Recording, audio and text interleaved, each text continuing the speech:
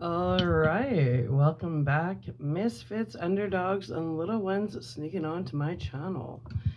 Okay, so no makeup tonight. Why? Because this is where I start crying. This is where I can't contain myself. So I don't want to look like Alice Cooper tonight. um, but don't forget, this is based on a true story, so it makes it that much more emotional. So no makeup. What you see is what you get. All right, here we go. Chapter 12. Mask. I'm such an ugly crier. All right, here we go. Before Ben left for Alaska, he told Rocky about a fantastic specialty shop he'd seen in Los Angeles called the Baseball Card Store. In addition to all the newest cards available, including complete team packs, it had an enormous section devoted exclusively to older cards with players arranged in alphabetical order. When Rocky phoned, he was told there were no complete team packs for the 1955 Brooklyn Dodgers. In fact, complete team packs weren't even manufactured until the mid 1970s. However, the clerk assured him that he'd probably find most of the 1955 Dodgers in their comprehensive old card file. Since the Europe run was off, at least for the foreseeable future, Ben suggested that Rocky should use the money they both saved and try to find the 11 cards he needed to complete his collection. Obviously, Ben didn't need the money anymore. He'd be making tons, so Rocky thanked him and decided to give it a try. Due in large measure to their earnings from the Misty Meadow Daycare Center, and minus most of the $40 he'd taken for the trip to San Marino, the strong box now had exactly $71 left. There was no standard price for any individual older cards because value depended on a wide range of factors, but Rocky estimated he'd have more than enough. On Saturday morning, October the 28th, when Babe drove Ben to Los Angeles International Airport, Rocky went along to see him off on the Pan Am flight that departed at 10:30. It was difficult for the boys to say goodbye and extremely painful for Babe, who didn't know when she'd see her son again. Although he was 17, it was the first time Ben had taken a long trip on his own, and like all mothers, she felt she was probably losing him now. He'd be met at the airport in Fairbanks by his father. They'd take a connecting flight north to Barrow, and chances were remote that she'd see either of them again until the pipeline was completed. When the boarding announcement was made, all three of them were in tears. Ben boarded the flight trying to smile, but he couldn't quite bring it off. Babe and Rocky stood by the window in the lounge until 747 was towed away from the gate. Babe was actually glad to drive Rocky to the baseball card store before it took her mind off the party, at least temporarily. What the fuck? Babe was actually glad to drive Rocky to the baseball card store because it took her mind off the parking, at least temporarily. The neighborhood was relatively good, and the store was one of many specialty shops on the block that looked deceptively small from the front. Glass shelves in both windows were filled with autographed cards, that were sealed in special hard plastic covers. Autograph balls in plastic spheres with standards. Autograph photos in aluminum frames, all very classy. But it put Rocky off because it gave the appearance of a baseball souvenir shop rather than a store that specialized exclusively in cards. When he went inside with Babe, he was pleasantly surprised. First, it was bigger than it seemed from outside.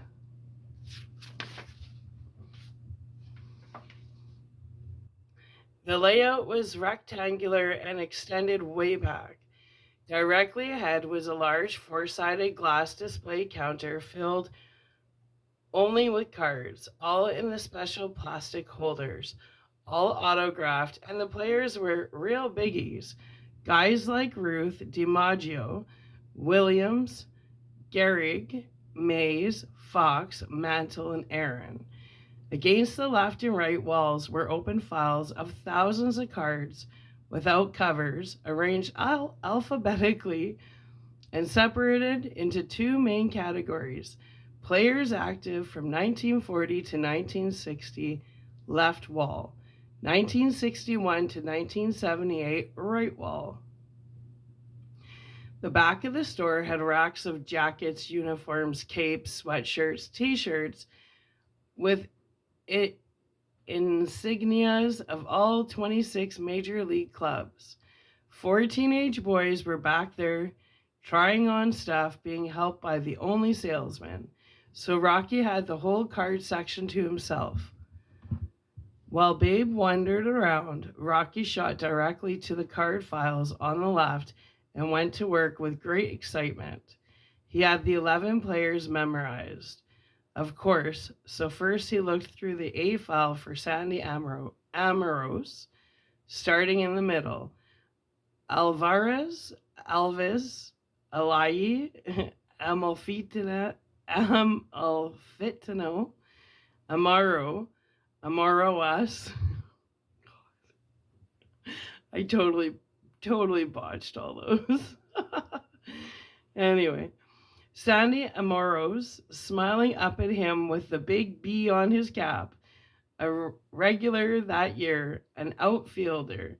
Rocky's hand was shaking as he pulled the card. He couldn't believe it. This place was totally fantastic. He went straight to the B file and found Don Besant, a rookie pitcher that year. The rest seemed like a piece of cake. Roger Craig, Carl Furillo, Don Hoke, Gil Hodges, Frank Kellert, Billy Lowe's, Russ Meyer, Ed Rosebuck, and the last one, the guy to complete his collection, Carl Spooner. He'd done it. He felt like jumping up and down and yelling. He had the whole 25-man roster of the legendary 1955 Brooklyn Dodgers, plus manager Walt Alston, the finest team in modern baseball history. He went over to Babe, showed her the 11 cards with much excitement, told her in hushed tones what it meant, what he'd done, then quickly pulled himself together and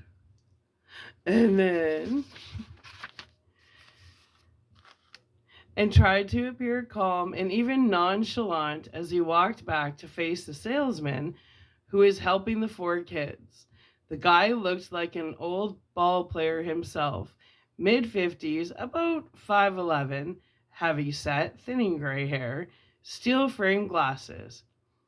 "Excuse me," Rocky said, "I'd like to buy these cards."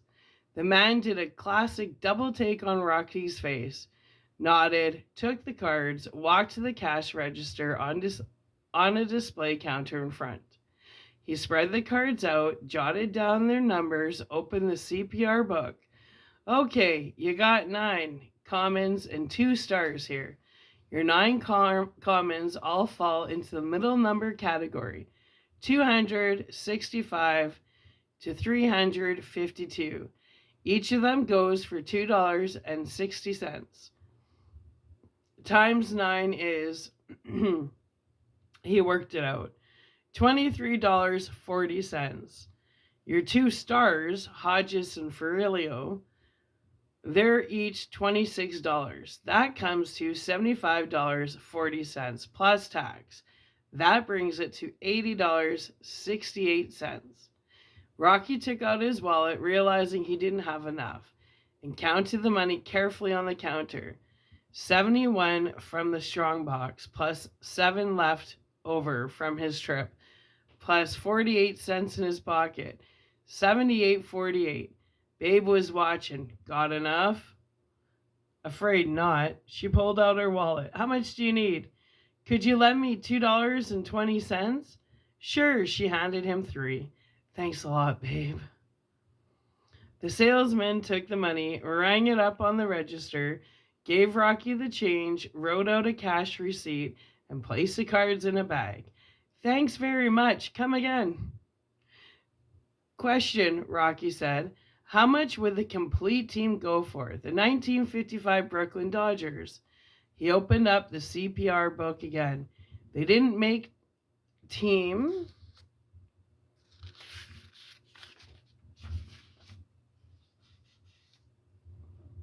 packs in those days, so it'd have to be a custom job, individual search and assembly. When he found the page, he leaned over it. Yeah, 55 Dodgers, complete team assembly, $680. Wow. That's because of the unusual number of stars listings. He studied the names, guys like Campanella, Erskine, Ferrilio, Gilliam, Hodges, Kofu, Labine, Newcomb, Padres, Reese, Robinson, Schneider. Also, 4 of them are in the Hall of Fame, which pushes the price way up. Campy, Kofu, Robinson, and Schneider, and more to come, sooner or later. Like Reese, Rocky said, he's a shoo-in, in my opinion. Oh, sure, I mean, it was one of the greatest teams ever. The greatest. The man smiled. You're trying to collect them all? No, Rocky said, I got them all. The following Wednesday, November the 1st, Rusty's drug possession case was thrown out of court on a legal technicality. When the standard blood and urine test released by the lab could not establish beyond a reasonable doubt that she had ingested a drug or drugs classified as illegal, the prosecuting attorney attempted to introduce into evidence a small plastic container of Quaaludes on the grounds that it had been found on her person at the hospital.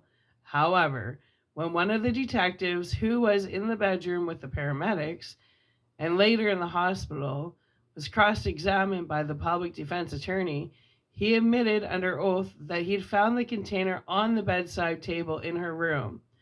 Since no search warrant had been issued, the judge ruled illegal search and seizure, dropped all charges, and declared a mistrial. The experience had a serious impact on Rusty. If she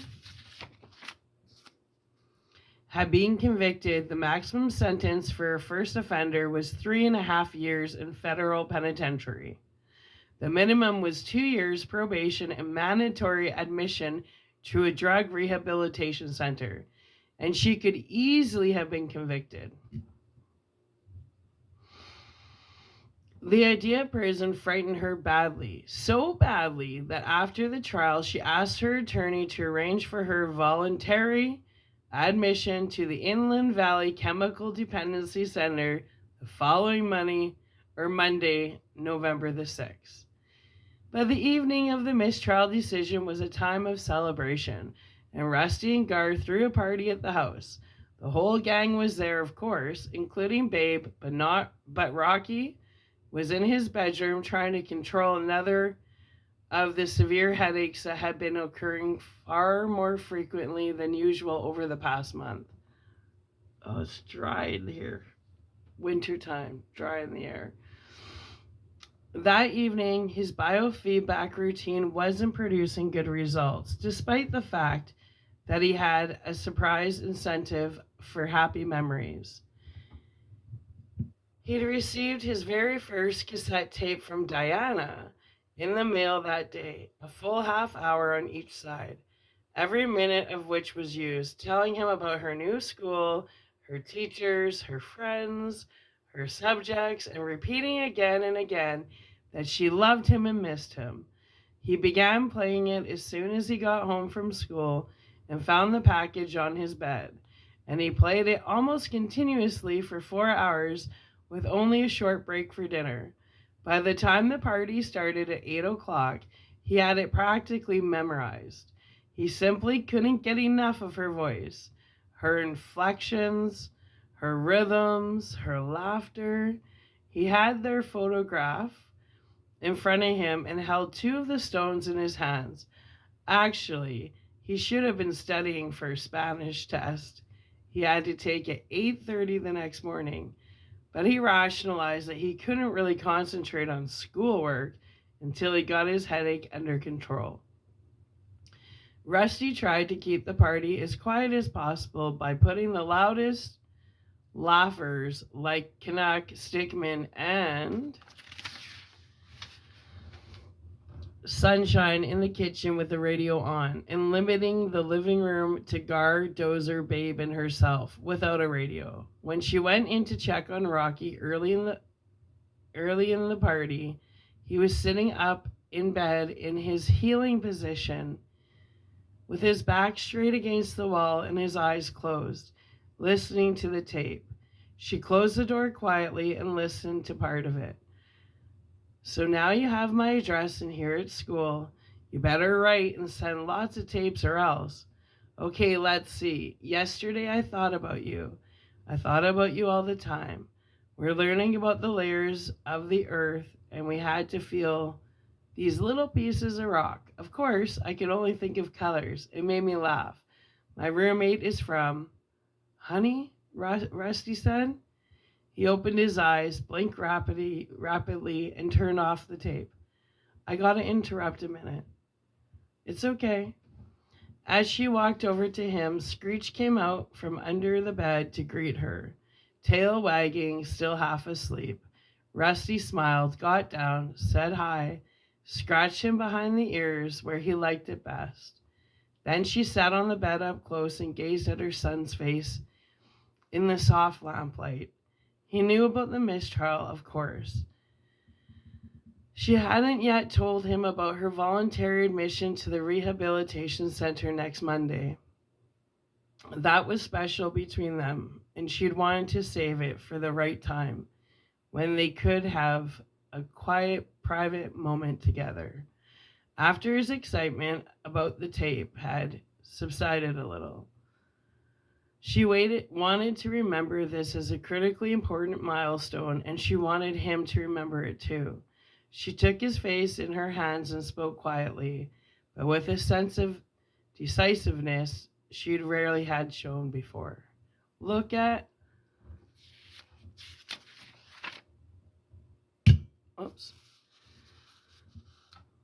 Look at me and listen. You heard this before, but I never meant it before. I knew it wasn't true while it was coming out of my mouth. I know now that if I don't straighten out, I'm going to lose you.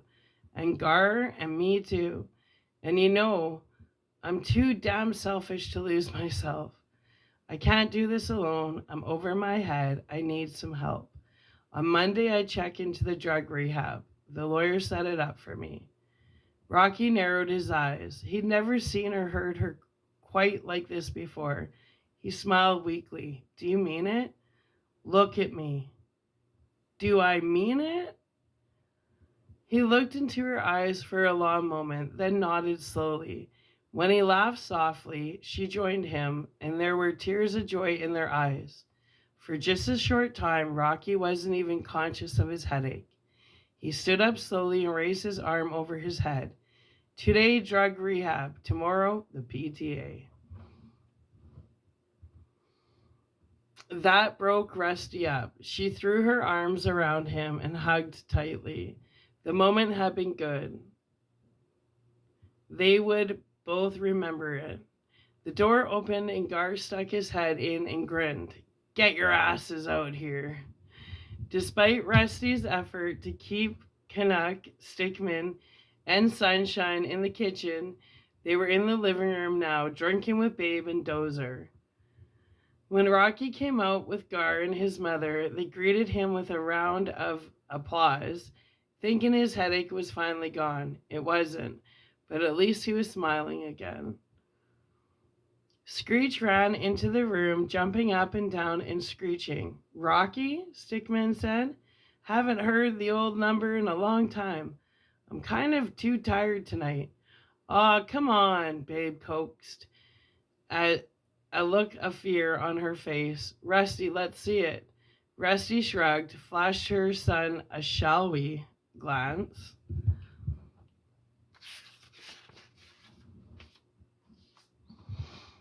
He nodded reluctantly and walked slowly to the center of the room, but he didn't really feel up to it. His voice was weak when he started.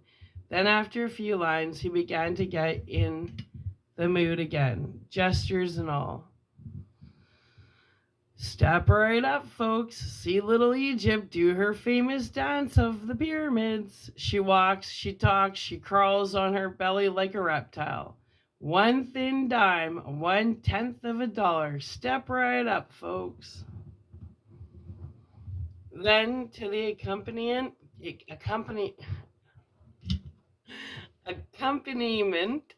of Stickman's harmonica and all hands clapping with the beat, Rusty whirled in to her dance, fingers snapping over her head, and Rocky joined her in the opening lyrics.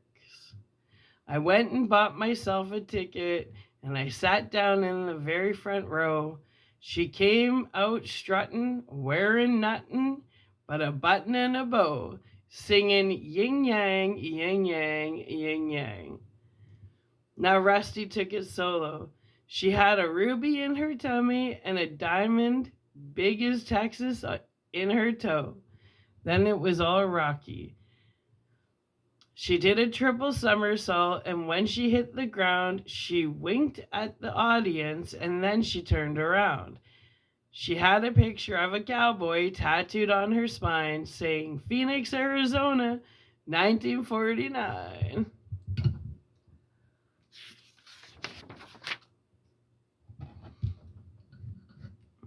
As usual, everybody went wild, screaming, whistling, hooting, jumping up and down. Rusty twirled around Rocky while he took an exaggerated bow, bending from the waist. When he lowered his head, he winced in pain. You okay, honey? Rusty asked. My head hurts a lot tonight. I'm going to throw these animals out of here early. She said, you go on now and lie down. Make yourself well. Rocky walked towards his room slowly. Before he went in, he turned to see Gar giving his mother a big bear hug.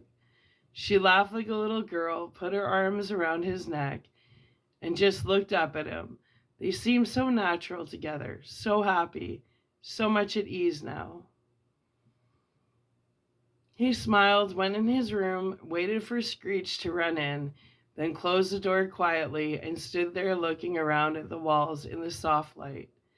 The 3 big color pictures of Harleys in action, the beautiful Bruce Springsteen poster, Gar's huge new color map of Europe, and his most prized possession, finally finished, filling the entire bulletin board, all the cards pinned up in alphabetical order in their plastic bags. The legendary 1955 world champions, the finest team in baseball history.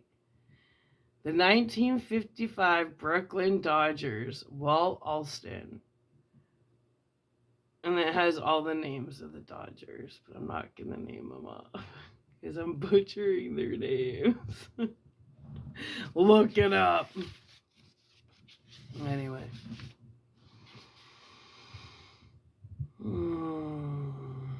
Against all odds, he completed it. He never given up. He felt a deep satisfaction. After admiring it for a while, he walked over to the map of Europe above his dresser. looked at the tacks stuck in the various cities that he and Ben had planned to visit. He remembered the look in Ben's eyes when he had screamed at him that day back in August. How can you do this? It's all we ever talked about. Slowly he removed the tacks one by one. Avignon, Lyon, Dijon, Bastogne, Bastogne, I don't know, Bastogne, Bastogne, all of them, and placed them in a neat pile on the dresser next to his Dodger cap and the official National League baseball or league ball inscribed to him by Bill Russell. That game brought back a flood of happy memories. He couldn't wait to show Abe his finished card collection. Abe would be really tickled. It would be a special moment to see his reaction. As usual, the headache was following the cyclical pattern. The pain was returning in quick, sharp spurts. He took several deep breaths, sat on his bed, and picked up the photo of Diana and him. Smiling, he put it back on the bedside table and picked up one of the 4 stones. He kept it in his hand, snapped off the lamp, and lay back on the bed in the darkness. The pain was throbbing now. It was so intense he didn't have the strength to get undressed. Screech made a soft screech from under the bed. I'm real tired, Screech, he whispered. I don't think I want to make myself well anymore. Within a few minutes, he turned over with his face to the wall and went to sleep. At 5 to 11, Rusty and Gar were on the front porch saying goodnight to their guests. After the usual hugs and kisses, they left in a group, Canuck, Stickman, and Sunshine singing. Babe squeezed on behind Dozer. Engines were started with a blast, revved up, and headlights crisscrossed as the 4 Harleys roared away.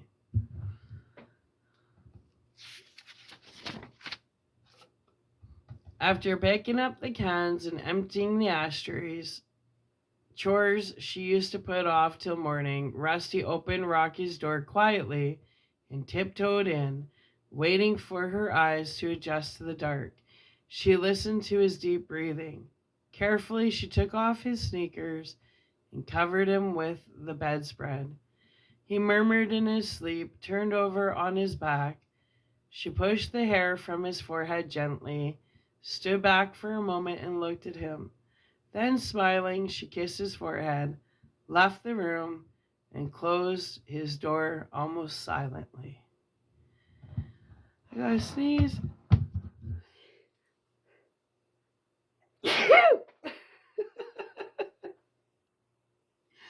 It's so dusty because the furnace is going. Anyway. Okay. So we're going to upload that and we're going to get into chapter 13. And I can already feel the heaviness behind my eyes. I've never read this chapter out loud, but I have a hard time reading it, even just reading it to myself without totally breaking down. So we're going to upload this, and then I'm going to come back and I'm going to ugly cry because that's just what I do. All right. So come back for chapter 13. All right. I love you. Bye.